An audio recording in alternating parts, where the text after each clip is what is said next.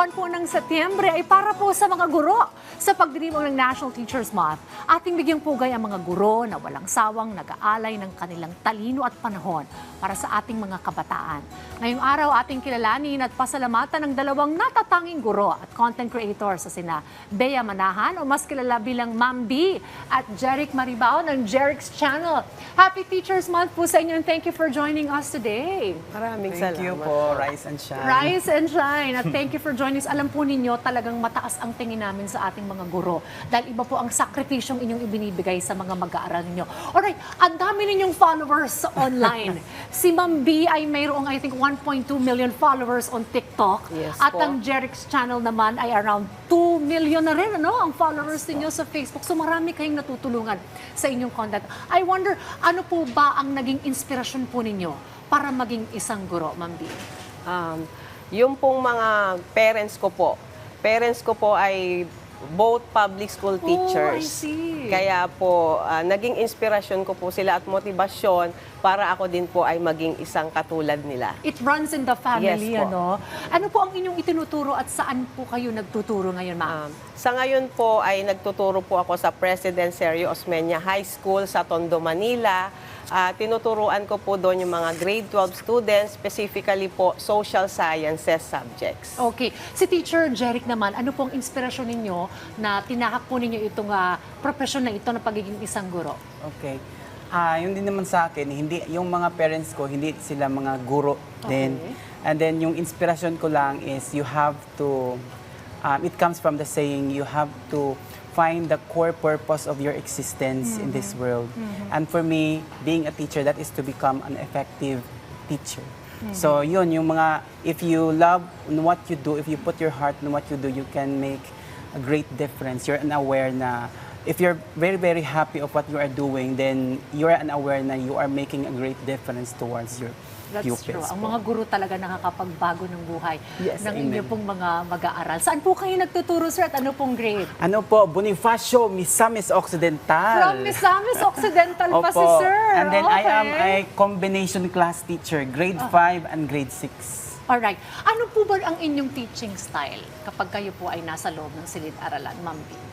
Ako po ay cool teacher lang po ako. Cool teacher, okay. Hindi po ako masyadong strict kasi nga po yung mga tinuturuan ko naman po ay medyo matured adolescents na, mga 18 to 25 years old at medyo older pa. So ang aking style po ay yung binibigay ko lang po yung mga activity sa kanila na meaningful at magagamit nila ito sa kanilang pag-aaral at sa kanilang future careers din po dahil senior high school na. Alright. Si Teacher Jeric naman, what's your teaching style? Kung cool teacher si ma'am, ako, I am a singing teacher. Singing teacher. Okay, bakit? Yes. Kasi I believe na when you sing in front of your pupils, especially if your song is related to the song, it will become LSS to the ears. and Mas the hearts. madaling maalala. Mas madaling maalala ng mga Okay. bata. And then when you sing it, and especially if you contextualize the lesson na related talaga, it becomes memorable. So siguro habang nag-quiz, nag-hum sila. Yeah. Ano nga yung tinuro ni Teacher Jeric sa akin? Alright, kayo ay ano na rin, content creator na rin. Ano? At marami Yes, kayong po. natutulungan sa inyong mga content online. Tell us about that experience. Nagagamit din yung social media as a platform to also teach and inspire others. Ma'am. Actually, ano lang to aksidente lang na naging social media content creator ako. It started in TikTok noong 2020 nung pandemic.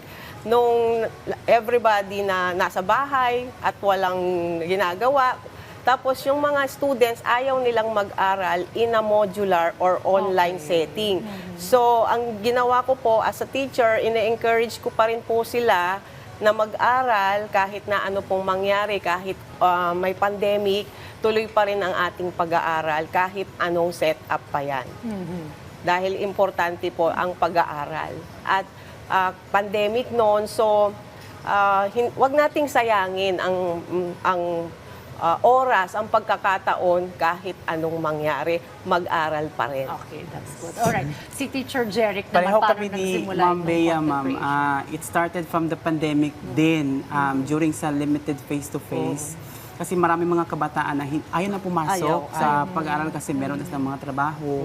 Ayaw na, ano naman, para sa kanila effective yung modular distance. Pero they are aware na hindi pala siya effective. So yung para sa akin, para ma-motivate ko sila sa pagpasok sa paaralan, ay nagbibigay po ako ng free breakfast Ay, wow! araw-araw. Pwede po bang makisit in? Yes! Okay, so may Oo. free breakfast. Tapos, I lend money from the bank para masustain ko ang feeding activity ko. And now, with God's grace, I am able to sustain it for almost 3 years. So, araw-araw po ako nagpapakain. I wake up 3 a.m. in the morning just to cook breakfast for my pupils. At ngayon, I'm very, very confident na when they grow up, they become influencers too in the future. Oo, tsaka ngayon rin kasi ang mga bata more on gadget na, Yeah. so magandang nagagamit ito sa magandang paraan. Alright, Ma'am B, you are also a mom. Yes So, po. ilan na po ang inyong kids? 3 po. 3. Yung aking dalawang ay 21, 22 years old na po at yung bunso ko ay 17. So Okay. grown up na po yung aking mga anak. Alright, paano po ninyo napagsasabay itong pagiging guro po ninyo and also, of course, as a mom to your children? Actually po, late na po ako naging teacher. 30 years old na po ako naging teacher. I see. Okay. Hindi ko po talaga pinangarap maging teacher, but my parents motivated me and convinced me na nung malaki na po yung mga anak ko, 10 years po ako naging housewife. So nung lumalaki na po yung mga anak ko, doon na lang po ako nagkaroon ng second career, which is Okay. teaching. Kaya hindi po ako masyadong nahirapan sa pag-balance po ng career and being a mom kasi unang priority ko po muna yung family. Pero ngayon po, dahil malalaki na sila, kung ano po yung treatment ko sa mga anak ko, which teenagers na rin, at saka yung mga students ko, I just handled them with care at sensitive lang po ako sa kanilang mga needs. Kung ano yung mga needs nila, support lang po ako. And then also, I always instill proper discipline. At sinasabi ko, mag-aral mabuti, ganun lang po. So, dumami yung mga anak mo ngayong inaalagaan. Opo, mas marami. Ang mga estudyante Opo. Kaya mo. sanay na rin po akong mag-handle ng mga bata kasi nanay din po ako. Alright, Teacher Jeric, you also posted online that you will be having an operation. And Yes siguro po. marami nag-worry din sa'yo. So, tell us about that. Ano ba ang... Ano po, I just had an nangyari? operation last June 19. Okay. It was called corneal transplant kasi I had glaucoma. So at the same time, meron ding cataract which I got from the environment when I was 10 years old. So ngayon, after the operation, tumaas yung pressure ng mata ko, kaya pumula siya.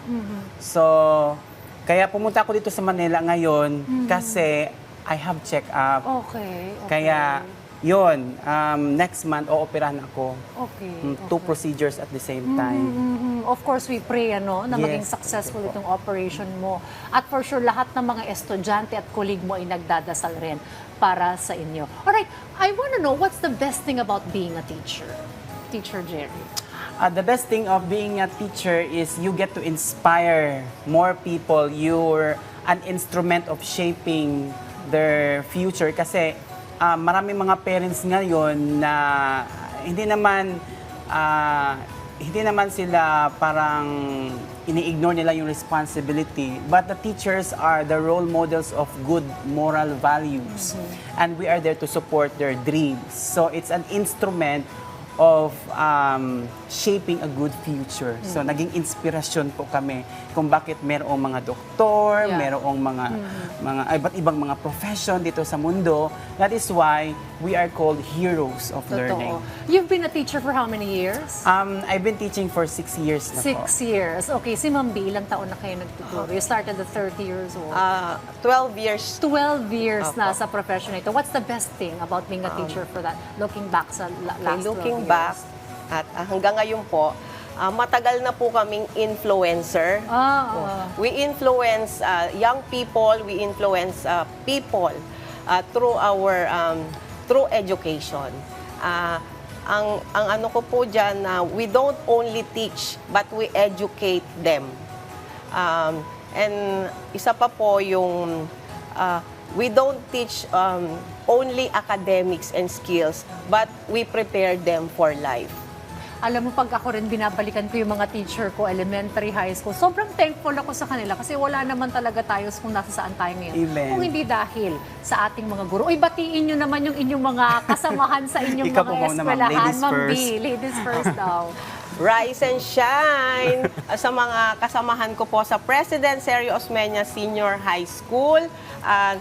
Good morning po, Happy Teachers Month po, especially din po sa aking school head na si Sir Nilo Salazar at ang aming Senior High School Assistant Principal, Sir Hernando. Happy Teachers Month po. Ano yung social media accounts mo para ma-follow ng ating mga viewers? Pwede nyo po akong i-follow sa aking Teacher Bea, TikTok. Meron din po akong Facebook, meron din po akong Instagram, at meron din po akong YouTube. Ayan. Thank you, Ma'am B. Teacher Jerry. Nagpapasalamat ako, first of all, sa PTV for inviting me here. This is a good experience for me to express my experience as a teacher. So, I just want to greet my mother, my two daughters, Anatea and Josie, at sa lahat ng aking mga estudyante dyan sa Bagong Anunang Diyut Elementary School. At nagpapacheck up lang po ako dito. Alright. Well, again, thank you so much sa inyo pong pagbisita sa inyo. Jerix Channel, Yes sa po. Facebook, bisitahin nyo yan. At kami po ay saludo po sa inyo pong mga ginagawa bilang isang guro. At kayo po ay talagang nakakapagpabago ng buhay ng ating mga mag-aaral. Marami pong salamat at Happy Teachers Month po, Thank Ma'am B. you. and Maraming Teacher salamat po. Jerry.